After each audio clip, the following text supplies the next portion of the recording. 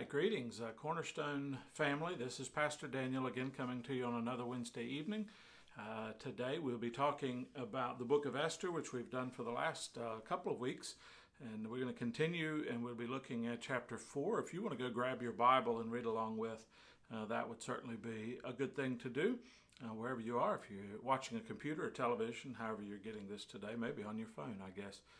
It would be an option. So you can pause this real quick and go get your Bible. We'll be reading in Esther chapter 4 in just a few minutes. Esther chapter 4 is really an interesting turning point. We talked about the introduction of Mordecai and Esther as two people who really had little power in the situation that they were in. That changes a little bit. We see the situation the way it is. Our second lesson after introducing Mordecai and Hadassah, which is Esther, how weak and powerless they were, and that's a good introduction to the story and where it would take us. Then we get introduced to Haman. Haman is the bad guy in this story. He's wanting to kill all of the Jews. We talked about him being a relative of King Agag and the Agagites. Mordecai being a descendant of the tribe that Saul is from. And if we go back in time to read, we see a big situation where Saul was supposed to kill the king and did not, but Samuel came in and did.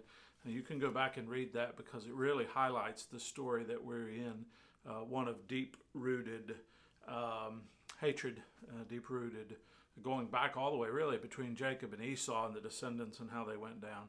So we see a lot of long-standing distrust, a lot of things going on in this story. Where do we go from there? Well, so Haman decides to talk to the king, who we know as Xerxes, the story calls Ahasuerus, and gets him to say that all the Jews in that territory, again, these would be all the ones taken out of Jerusalem into the Babylonian captivity, but then the king of Persia defeats Babylon, and so now the kind of the Persian captivity, to destroy all the Israelites that are still left in that area. Some of them have gone back to Jerusalem to start over. We read those stories in the Bible too. But these are the ones still left behind. And so the decree went out, and we'll read more about that. But it's really about today's lesson about Esther and how she decides to handle the situation. What is she going to do with the information that she has that the people of her heritage are getting ready to be destroyed? They have a period of time, and she has to make a decision. So Mordecai is trying to push her in a certain direction. Again, in this story, we don't see the mention of God. We see evidence of God, but not a description of God. And so Esther has to make a decision based on these circumstances. So here are the circumstances that I think apply to us, and this is how I want to set up the story today. We have a choice to make in our life a lot of different ways. And a lot of times we don't see God specifically doing things like, for example, in the Old Testament, we see God speaking to Moses through a burning bush. God has never spoken to me through a burning bush. I've never seen a bush burn in that way. That was God speaking through us. We see God speaking to people and knocking them off a donkey. I don't have a donkey, so I don't see God knocking me off my donkey if I don't have a donkey. We see other situations where God is evident and you see him and you hear him speak and he commands, or maybe there's a pillar of fire, a pillar of clouds. We see all of those things. Here we have the direct absence of all of that. We just have a situation. In the middle of that situation, though, we see a story where Mordecai is sure that one path ought to be taken, and Esther struggles with it. Esther struggles with it. So we start off the story with Mordecai and Esther not being very powerful. Then whatever influence Mordecai has, he uses in this situation. And then we see Esther being left with what will she do. And at the end of this story, she's the one making the orders that people are to follow. And so it's fascinating, but it is about how do we make our choices and how are we sure that one choice is the right choice in the middle of all of that. Several days ago, I was watching a video, and it was about a poem that's considered to be one of the most misinterpreted poems out there. Maybe it's one that you read in high school by Robert Frost, an American poet from 100 years ago, writing this poem close to 100 years ago, 105 years ago probably. And it's called The Road Not Taken. And the idea is we probably, the stanza that we remember, and one that's quoted often and perhaps put on posters and other things, the last three lines of it read, two roads diverged in a wood, and I took the one less traveled by, and that has made all the difference. Okay, so we have Robert Frost at the end of this saying that there's a choice to be made, and I took this one, and that made all the difference. Good for me at the end of that. And so what we would think by reading that poem is that there was a journey. In the middle of that journey, in the middle of a wood, there were two paths. One was less traveled and one was most, and that the person who's in this poem to make that decision chose, particularly on purpose, the one less traveled. Only if you go back and read the rest of the poem, that's particularly not what happens. And so I just want to dive in a little bit to this because I think it is misunderstood. And the idea is when we're sitting there facing a choice, we have limited information. By that I mean we don't know what's going to happen depending on which way we take the choice. We can't step forward into the future and see which one would end up being the better one. We have to make the decision by faith in the situation that we're in with the information that we have. We have to make a choice. We can't not make the choice or the journey ends. You have to take one road or the other. And then you have to take it with the best information you have now, trusting God and trusting His purpose on your life. But so if you look at this and you read the rest of the poem, it reads this way. Two roads diverged in a yellow wood, and sorry I could not travel both and be one traveler. Long I stood and looked down one as far as I could to where it bent in the undergrowth. So that's the first stanza, and here we have the traveler, and there's two roads. There's a place where they split into two, and the traveler says, I wish I could take both. But being one traveler, I can't take both. Being one human, we can't take both ways. There aren't two paths for us usually. There's one. We have to take one or the other at one time. Perhaps, and we'll see, we could come back and make the next choice at a later date, but it won't be the same. And so it says he looked down one path as long as he could, as far as he could, until you can't see the path anymore. And that's the way that paragraph ends. And then the next paragraph, and this is awesome, he looked down one as far as he could, and then the next paragraph says, then took the other. So he looks down one. It seems to me if he's looking down that one that he wants to take that one. But he ends up taking a different path. And that to me is fascinating because oftentimes the path we're to take is not necessarily the one we want to take or the one we would most anticipate or most be excited about, but it's the one most necessary. So he took the other one. And this is what he says, as just as fair. And perhaps the better claim because it was grassy and wanted wear. If it wanted wear means it didn't have wear. And grassy, usually the grass does not last where the wear is, but people are walking on it. And so again, at the beginning of the story, we saw at the end of the story, it was the road less traveled. At the beginning of the story, it's also the road less traveled, except it's not if you read the next two lines. So it says, as for that, the passing there had warned them really about the same. So if he's honest, he's looking for a reason to take one over the other. We do that. We look for a reason to take one decision over the other. We want to justify our path. We want to believe with all of our hearts that we've taken the right path. For us at the time, we want to believe that, I believe, usually. But here he says, they were really warned about the same. Which is a great admission at the beginning of the story and really at the end. They were about the same. But he's got to find a reason. He's got to justify in his heart some reason to follow this path. So let's look at the next stanza. There's only 4 stanzas, only 4 paragraphs. And he says, and both that morning equally lay. Okay, so if you look at that, you say, well, that morning, it didn't look like any passenger, any other person passing through had gone which one way or the other. It said, in leaves no step had trodden black. And then he said, I kept the first for another day. So he went down that path and said, yet knowing how way leads on to way, I doubted if I should ever come back. So he would love to go on both roads. And in the end, he looks back and he says, well, once I went down that road leads to another road. It's not likely that you're going to be able to circle back through. And so that's the situation that we live in. We can't usually go back and live that other life or make that other decision or figure out what might have been if we go back into that decision there.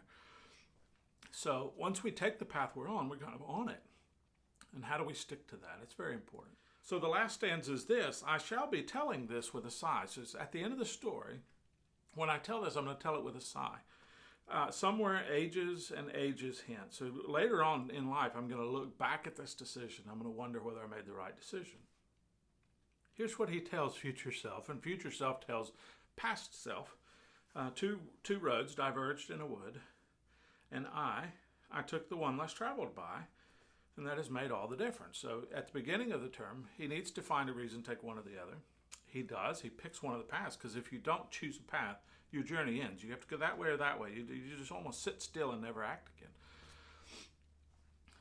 So he says, I took the one less traveled. That's the justification. At the end, he looks back and he says, well, I'm glad I took the one less traveled. Although, in reality, one was not less traveled than the other. So what reason do we have to go down one road or the other? And so why did Robert Frost write that? Was it to say that we all ought to pick the road less traveled? In other words, if there are a lot of people who've gone in that direction, let's figure out something new for our lives. It wasn't that necessarily, because he goes on to describe why he wrote it and to whom he wrote the poem. And there was a friend of his, he's Robert Frost, an American poet. He went over to England for a while, and he met a man by the name of Edward Thomas. Edward Thomas was a friend of his, as close to any friend that he knew that was from England. And there's a season of life during which both authors, poets and married and looking at life and looking at politics, looking at the war, which was World War I at the time, they would go on a walk. And these walks would serve to hopefully find some avenue of new discovery, to see new flowers, to see new birds. But in reality, it was to talk about life, to talk about politics, talk about their wives, talk about all of these things. We know this to be true because that's what they would tell us. And so Edward Thomas was famous for, where they would get to a fork in the road on these walks. If they'd go one way or the other, it didn't matter which way they went. He always regretted the other way, not going the other way. And so this is what he said at one point.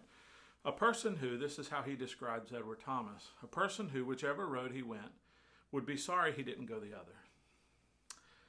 How do we react to decisions in our lives? Do we ever say, well, I took the best one, or do we say, oh, I wish I'd always taken the other road? And really, the whole thing is ridiculous because we can't tell which road would have been the best or which road would have been the worst.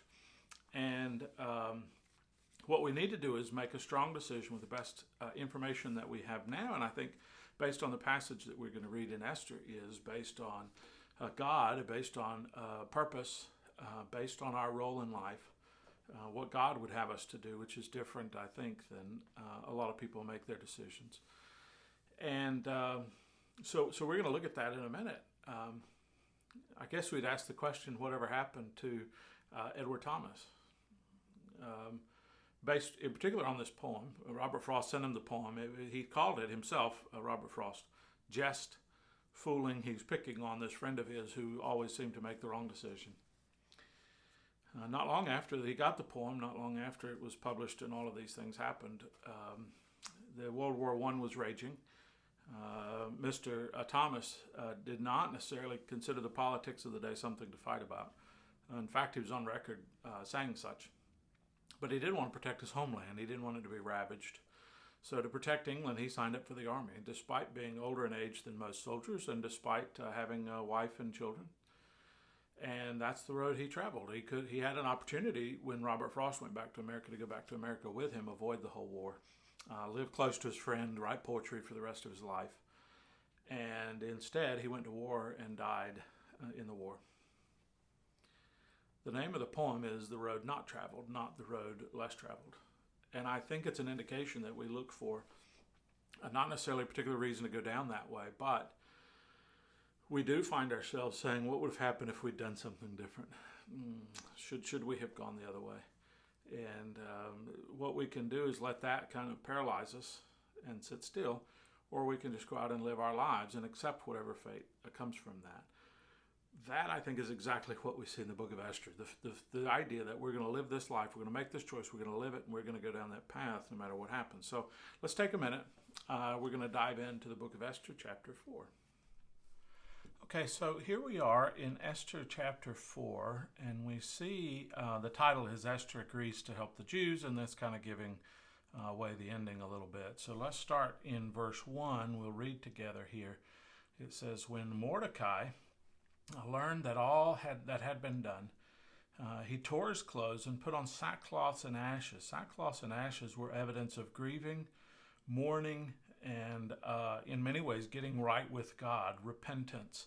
And so there, even though we don't see God mentioned, we think that this is done to get the attention of God and go in that direction. So it says, when he went out in the midst of the city, and he cried out with a loud and bitter cry. He went to the entrance of the king's gate, for no one was allowed to enter the king's gate clothed in sackcloth. Why? Because the king didn't necessarily want to be dragged into your drama. Whatever it was that made you unhappy, he probably wasn't interested in. And so in every province, whenever the king's command and his decree reached, there was great mourning among the Jews, with fasting, weeping, and lamenting.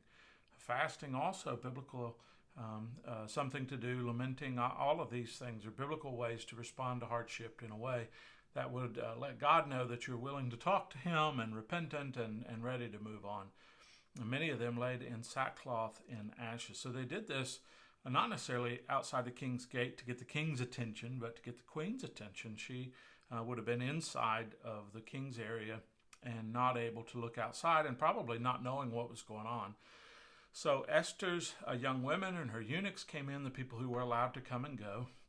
They told her what was going on, the sackcloth and ashes, and the queen was deeply distressed. She sent garments to clothe Mordecai so that he might take off his sackcloth. In other words, stop mourning, stop doing these things. You need to be happy. Just be happy. And so, don't drag this attention to yourself. The king might notice and we'll be in trouble. So Esther called for Hathach, one of the king's eunuchs who had been appointed to attend her, and ordered him to go to Mordecai to learn what this was and why it was. So what's going on with this situation? Why are you in mourning? After she said, please stop, what is it that's going on? So Hathach went out to Mordecai in the open square of the city, in front of the king's gate. And Mordecai told him what had happened to him and the exact same sum of money that Haman had promised to pay the king's treasuries for the destruction of the Jews. Mordecai also gave him a copy of the written decree issued in Susa for their destruction, that it might show to Esther and explain it to her and command her to go to the king and beg his favor and plead with him on behalf of the people. So what Mordecai is asking is for Esther to go ask for an audience with the king and say, hey, why don't you undo what you have done, what your seal has blessed, where you sealed this decree with the signet ring that you gave to Haman. We want you to undo that. This is not something that kings are known for, not something that they're usually interested in doing. So Hathach went and told Esther and Mordecai what Mordecai had said. Then Esther spoke to Hathach, commanded him to go to Mordecai and say, all the king's servants and the people of the king's provinces know that if any man or woman goes inside the inner court without being called there, there's but one law to be put to death, except to one to whom the king holds out the golden scepters that he may live. So here's what's going on. If you want to go see the king, but the king hasn't asked for you, and you walk in, you knock on the door, you say, I want to go see the king. If the king didn't ask for you to and is not willing to accept you, then you die. That's the only option. So people didn't ask to go see the king. The king asked when he wanted to see people. And he didn't want to get dragged into everybody else's problems. There were very few people he would see. And so if you walked in unannounced and uninvited, the king could hold out his golden scepter and you could come in and talk, or not, and then you would be put to death. How were queens treated who disrespected the king and did something not well? Well, they were put away and a new one was picked. And so you can understand that Esther was not open to this line of thinking. And she says, but as for me, I've not even been called to come into the king for 30 days. It's been a month since he wanted me here. It's been a month, 30 days since I've been to see the king. Why am I going to go in right now and risk everything I have? She's queen. Why risk everything to ask the king to undo something that the king's not likely to do? So in Esther's mind, there's very little here that benefits her. And so here's where Mordecai takes off. He's going to he's going to persuade her, and this is the way the conversation goes. And they told Mordecai what Esther had said, and Mordecai told them to reply to Esther, do not think to yourself that in the king's palace you will escape any more than the other Jews. So Mordecai's saying, you think you're queen, you're going to escape, but really the paper is clear that everybody from our heritage will be destroyed. And so you're going to be one of those. If you keep silent at this time, relief and deliverance will rise for the Jews from somewhere else. That's again a reference to the fact that God is going to protect his people. Always has, always will. Even in the midst of teaching them a lesson, in the midst of the exile, God's going to protect them. But he says if you do it that way and deliverance has to come somewhere else, then you and your father's house will perish. And who knows whether you have come to the kingdom for such a time as this. Now this is the most popular line, perhaps in all the Book of Esther, as we see the most popular line in that poem that we just read, the road less traveled. It's not really about, it is really about what purpose she has to be in that situation in the midst of maybe not hearing God himself speak. Is there evidence beyond a burning bush or being knocked off a donkey that God wants us to take a certain path? Is there purpose? Now, a poem that's not necessarily written by a Christian author for a Christian audience, who knows? You justify one decision with saying, I took the one less travel. That's a good enough reason for me, I'll do it. That's not necessarily a good enough reason for Esther. She needs to know that there's a purpose behind it. God is acting. God is going to act either through you or around you. Wouldn't you rather be somebody that God would act through? God can save these people through you. So then Esther told them to reply to Mordecai, go and gather all the Jews to be found in Susa and hold a fast on my behalf. Again, this is something, a biblical fast that they would do, to stand before God and to ask for something in particular. And she said, do not eat or drink for 3 days, day or night. So we see a 3-day pattern in this book as we see in other books, big things that happen in 3 days. And then she says, I and my young women, the people around her, they'll fast as you do. Then I'll go to the king. Once I'm prepared, once I have an audience with God because of the fasting, we've made our request known. Though it is against the law. And here's what she said. She's going to take this path, and if she perishes, she perishes. That's what I say. If I'm destroyed, I'm destroyed. If I perish, I perish. This is the way I'm going to go because I believe it's right, and we'll see what happens. But it might be, she thinks, that the king doesn't want to see her and then is going to have her killed. So Mordecai went away and did everything as Esther did. Now, a couple of things to notice here while we're looking in this book of Esther. Number one, she went from powerless to telling Mordecai what to do. Before, Mordecai's telling her what to do. Now she's got the power. So it comes around in a different way. It's something given by God, not necessarily given by the purpose, given by the occasion. Not necessarily by the money that she has or being a king or all of this, but she has that occasion. Her desire to influence the situation results in her having the influence to influence the situation. Faith leads us to the strength that we need to act in faith. If we don't act in faith, we're not going to have the strength that we need. I hope that we realize that. We can have certainty knowing that it's the right course enough to be willing to die for it, regardless of whether there's this outspoken by God moment on the top of Mount Sinai like there was for Moses, or a burning bush like there was. Even without that, we can still have certainty that we're doing the right thing. And then I want us to see this pattern. Esther faced the possibility of death and was obedient. She did the right thing at the right time for the purpose that God had on her life at such a time as this. Jesus came and he had that same obedience, right? For such a time as this. He said, if this cup should pass from me, he knew it wouldn't, right? But Jesus did it in the face of certain death. Not possible death. Certain death.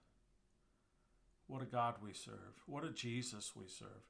And so if Jesus would do that for us, when we find out what we need to do to follow him, what choices we need to make with certainty, not looking back in our lives and saying, what if, what might have been, should I have gone a different, all of those things. Go the way you think that God would have you to go, the way you feel led. Do it, own it, be willing to die for it with certainty according to the purpose that God has for you in your life. We're going to see next week how this works out, and I'm excited about you joining us for one more week. Hope that you're doing well. My prayers are with you, and God bless you.